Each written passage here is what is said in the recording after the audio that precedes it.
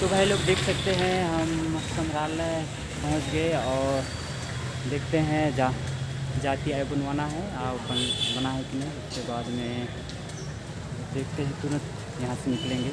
तो यहाँ पार्किंग भी है, गाड़ी को बाहर ले जाते हैं, यहाँ पैसा ले सकता है तो गाड़ी को सारी तरफ ले सकते हैं। तो भाई लोग देख सकते हैं फाइनली यहाँ जाति आय बनवाने के लिए गए थे। सामने ऑनलाइन ऑफिस है और जाति आय मेरा बन गया है कंप्लीट, थैला में डाल लिए हैं। और इधर रहा मेरा गाड़ी, देख सकते हैं ये मेरा गाड़ी है आगे। और अभी निकलते हैं यहाँ से हम। तो यहाँ से हम निकल चुके हैं, अब देखते हैं कहाँ पहुँचते हैं। देखने जाना है 308 चक्का गाड़ी, तो चलते हैं 308 चक्का गाड़ी देखने के लिए। तब तक के लिए बने रहिए।